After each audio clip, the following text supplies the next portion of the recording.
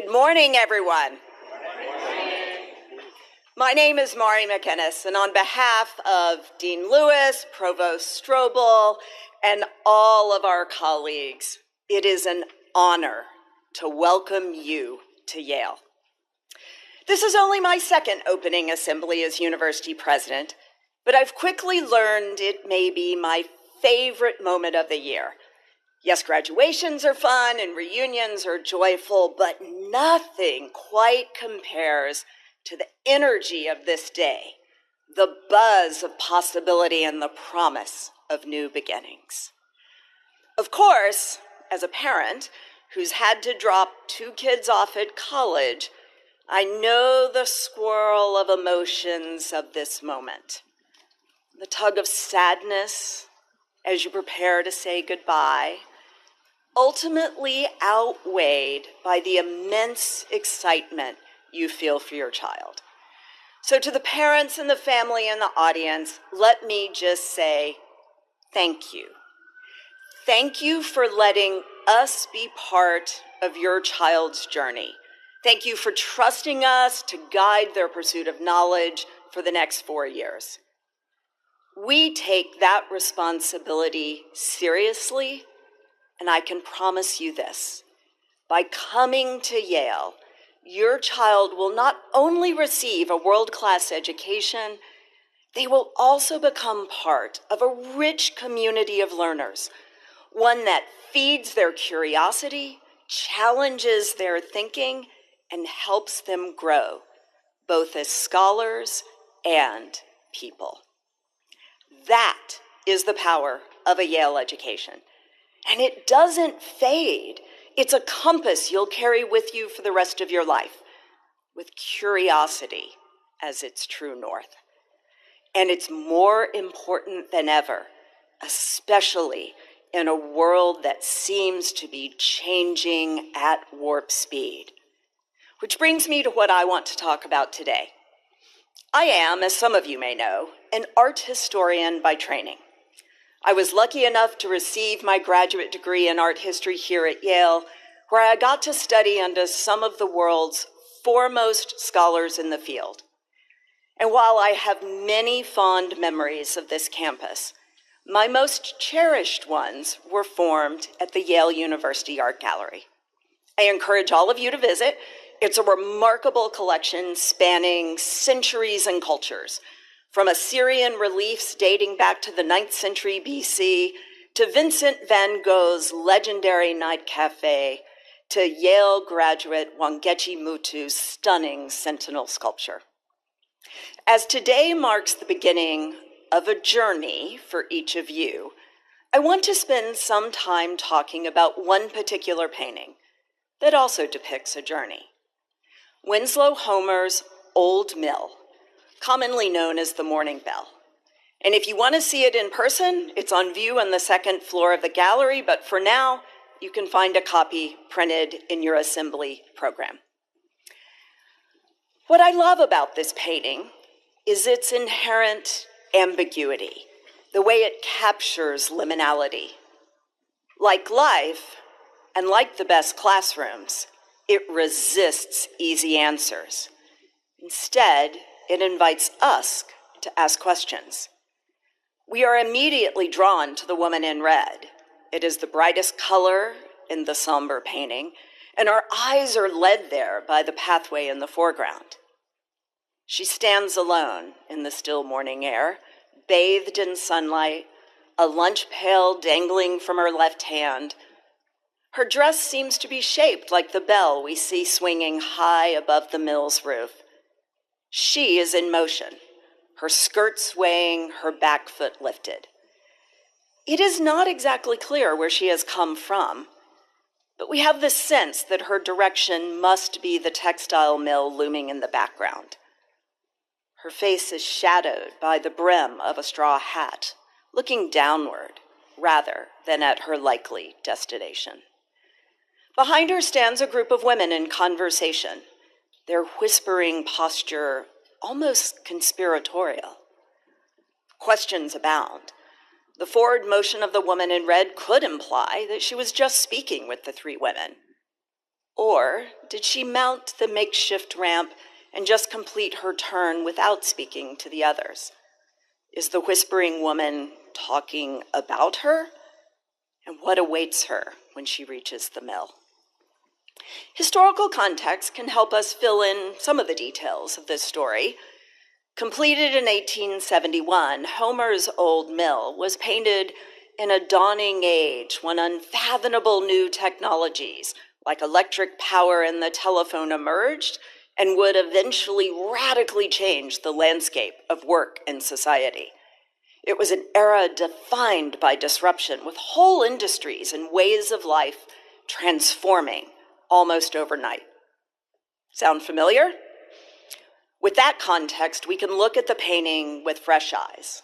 So what do we see now? Perhaps a woman standing on the precipice of a new world, rife with both uncertainty and opportunity, as unsure of her footing as she is of her future. As a graduate student, I spent a lot of time in front of this painting with one of my Yale professors, the preeminent art historian Jules Prown. He has written extensively and exquisitely about the morning bell. Prown noted that Homer's paintings were frequently populated by anonymous figures, their faces often obscured. And that was intentional, an invitation to see ourselves within the frame.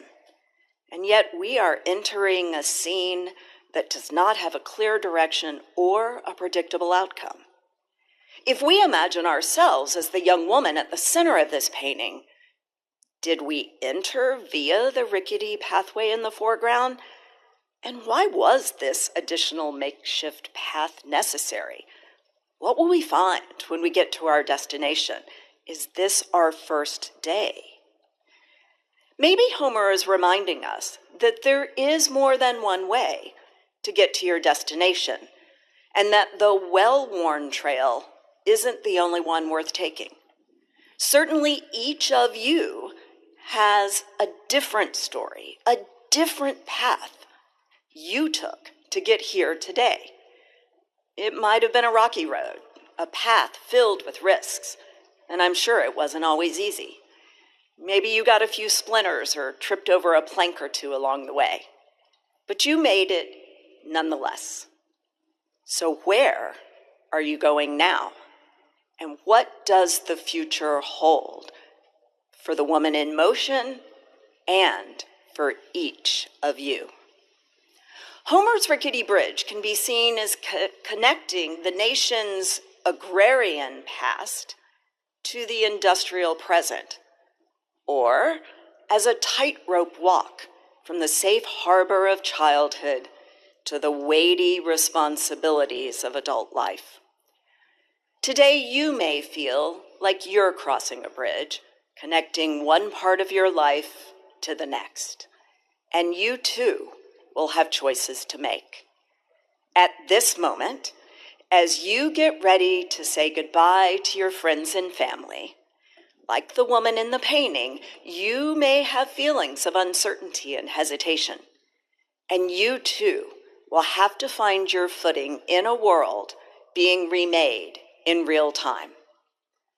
Like the period depicted in Old Mill, we have entered our own moment of rapid transformation. Artificial intelligence is changing the way we work, learn, think, and interact. Social media and technology, for all of its promises of connection, are making us lonelier than ever. Disinformation is rampant, and distrust in institutions has reached historic highs. According to a Gallup poll from last fall, 80% of Americans believe the nation is divided on key values. So what does this mean for students like you on the cusp of your bright college years? What does this mean for institutions like Yale, as the very purpose of higher education is debated across the nation?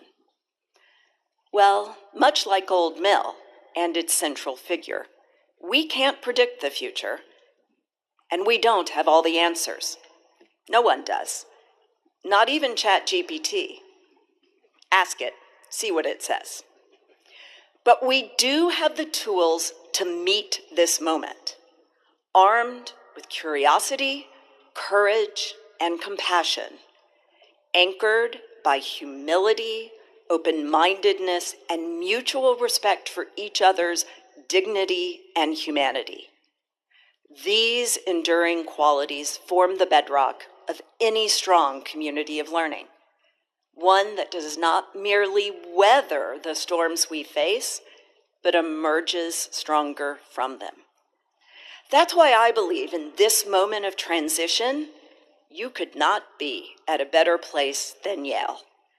Not just because of the brilliance of our faculty and the breadth of our resources, but because of the people sitting right beside you, the classmates who will become your community. Over the next 4 years, many of them will become your dearest friends and closest confidants, your study buddies and intellectual sparring partners.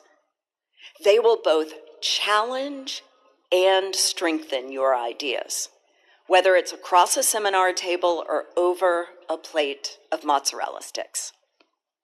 Together, you have the opportunity to prepare yourselves for whatever the future brings.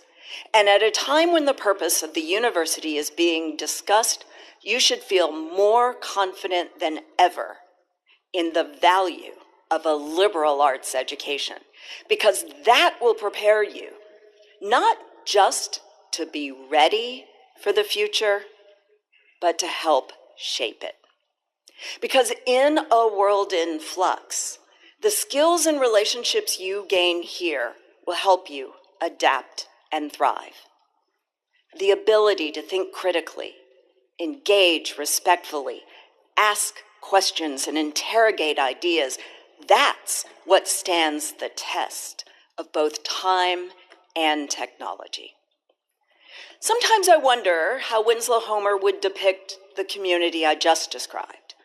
Like many artists, Homer valued his solitude, but he was fascinated by the idea of community, by the shared values and rituals that bind us together, even as the world so often conspires to drive us apart. As Prown notes, Homer, painting in post-Civil War America, observed that community in its purest form was the realm of children. Children who had not yet been taught to judge or fear one another. Children who have not yet learned to view difference with distrust or mask their truest selves. To Homer, this openness is a key ingredient of community, one that gets contaminated and corrupted as we age, as we separate ourselves into silos and let our difference arouse contempt rather than curiosity. We see this in the old mill as well. I often wonder, how different would that painting feel if they were all talking together, if the woman whispering in the corner welcomed the woman in red? As we embrace Homer's vision of a connected community, I wonder what he might paint at Yale. Possibly a scene in the coming weeks right here on Cross Campus. A group of first-year students sitting on a blanket, trading stories from their foot trip, comparing schedules and sharing their hopes for the semester ahead. Maybe a frisbee hovers above them. They gesture to someone walking by to join them on the blanket. Someone laughs, a bird sings, and Sterling Memorial rises in the background. And the campus waits for the Harkness Tower to chime its own morning bells. It's a different scene from the original Old Mill, brighter and more connected, both in the details of the image and the feelings it inspires in the viewer. But that contrast is the point, because it reminds us of a simple but powerful truth. The world we create depends on how we treat one another. It depends on the community we build. The woman in the painting don't have to meet the future alone, and neither do we.